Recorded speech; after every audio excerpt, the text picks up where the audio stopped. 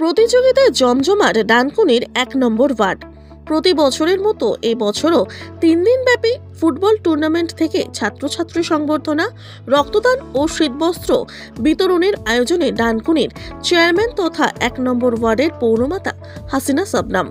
প্রথম দিন মহিলাদের ক্রীড়া প্রতিযোগিতার মাধ্যমে সূচনা হয় অনুষ্ঠান। শীতের আমেজ গায়ে মেখে খেলার মাঠে প্রতিযোগীদের সঙ্গে মেতে ওঠেন খোদ হাসিনা শবনম। এরপর দ্বিতীয় দিনে রক্তদান ছাড়াও মাধ্যমিক ও উচ্চ মাধ্যমিকে কৃতী ছাত্রছাত্রীদের হাতে তুলে দেওয়া হয় সংবর্ধনা। এদিন হাসিনা শবনমের কথায় প্রতি বছরই 1 নম্বর ওয়ার্ডের মানুষের জন্য এই আয়োজন করে থাকি। পাশাপাশি ছাত্রছাত্রীদের আরও উদ্যোগ জোগাতেই সংবর্ধনা ও ফুটবল টুর্নামেন্টের আয়োজন। মেয়েরা এই দিনটার জন্য অপেক্ষা করে থাকে এবং এলাকাবাসী খুব আগ্রহী যে মেয়েরা তো বাইরে কোথাও খেলতে যায় না, বিশেষ করে আমাদের ওয়ার্ডের মেয়েরা। হ্যাঁ, আমি বছরে একবার এটা করি এবং প্রতি বছরে এরা কিন্তু খুব আনন্দ করে এখানে আসে, খেলাধুলা যেটুকু পারে করে। আর সবথেকে বড় সবাই একটা মিলনস্থল, সবাই মিলে যে একসঙ্গে আসা, যেটুকু পারলো খেললো করলো। এবং রক্তদান শিবির আছে, কালকে ফুটবল উৎসব আছে, মাধ্যমিক উচ্চ মাধ্যমিক সম্বর্ধনা আছে এবং কম্বল বিতরণ আছে। তাই এইসবগুলো রয়েছে আগামীকাল এবং পরশু 3 দিনের যে অনুষ্ঠান, সেই 3 দিনের অনুষ্ঠানের মধ্যে আজকে মহিলাদের অনুষ্ঠান। তাই আজকের যে মহিলাদের খেলা, তাতে দেখতে পাচ্ছেন এত মহিলারা যারা রয়েছে উপস্থিতিটা আপনি বুঝতেই পাচ্ছেন যে মানুষ খুব আগ্রহী। তাই সব মিলিয়ে আমি মেয়েদেরকে অনেক অনেক শুভেচ্ছা অভিনন্দন জানাই, আমার এলাকাবাসীকে শুভেচ্ছা জানাই। হ্যাঁ, এটা গত বছরেও করেছি, এবারেও ছেলেরা মেয়েরা ছাড়লো না, দিদি তোমাকে করতে হবে, একটুখানি খেললাম, এই আর কি, ভালো লাগলো। আগামীকাল সন্তোষ ট্রফি বিজয়ী ফুটবলার আমাদের মাঝে উপস্থিত হবেন, ইসরাফিল দেওয়ান এবং অন্য এনারা আসবেন। তাই শুধুমাত্র পড়াশোনার পাশাপাশি যে সমস্ত ছেলেমেয়েরা খেলতে ইচ্ছুক তারা খেলাও চালিয়ে যাও। আমাদের সরকার কিন্তু ইতিমধ্যে এই সমস্ত ছেলেদের চাকরি দিয়েছেন। ফারুক চলে এসো, ফারুক তৈরুল চলে এসো, তাকে সম্বোধিত করছে কোয়েল মাঝিকে। আমাদের চলে আসবে কানামত আমি আরো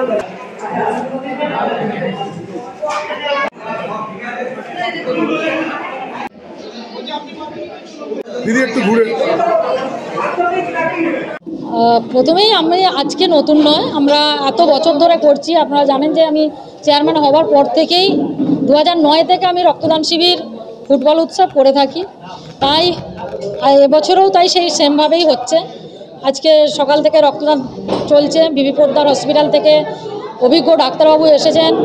সেখানে আমাদের echo, ECG, blood pressure, blood sugar এগুলো সব টেস্ট করা হচ্ছে এবং জেনারেল ফিজিশিয়ান আছেন দাঁতের ডাক্তার। তার সাথে সাথে মাধ্যমিক উচ্চ মাধ্যমিক সম্বর্ধনা দেওয়া হচ্ছে। ব্লাড যারা দিচ্ছেন, ব্লাড ডোনেশনের ক্যাম্পে যারা এসেছেন, প্রত্যেককে আমি শুভেচ্ছা অভিনন্দন জানাচ্ছি। যারা ব্লাড দিচ্ছেন তাদেরকে আমি কৃতজ্ঞতা জানাচ্ছি।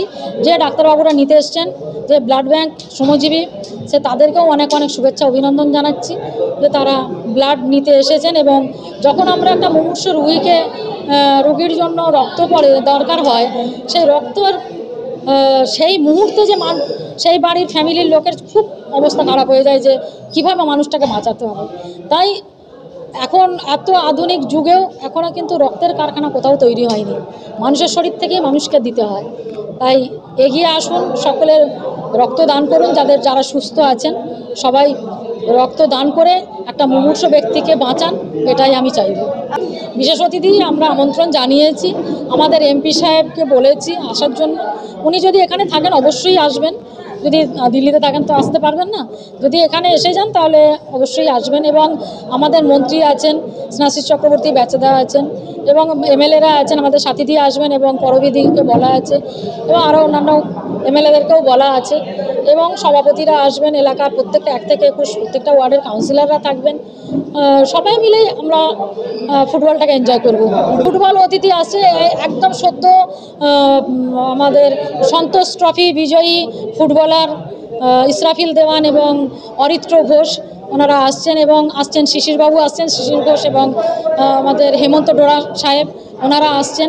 আশা করব মানুষকে উৎসাহ দেওয়ার জন্য, এবং বিশেষ করে ক্রীড়াপ্রেমী মানুষ যারা সারা বছর মানে উদ্বিগ্ন হয়ে থাকে কখন এই খেলাটা হবে, এবং ছোট ছোট ছেলেমেয়েরা উৎসাহিত হবেন এই সমস্ত খেলোয়াড়দের দেখে, সেই জন্যই এটা বিশেষ চেয়ারপারসন হিসেবে বার্তা প্রথমত ছাত্রছাত্রীদের জন্য একটা কথা আমি যেটা আমি বারবার বলি, যে আমরা যারা যখন বড় হয়েছি, আমরা যারা পড়াশোনা করেছি, তখন কিন্তু আমরা সরকারি সেরকম সুযোগ সুবিধা পাইনি।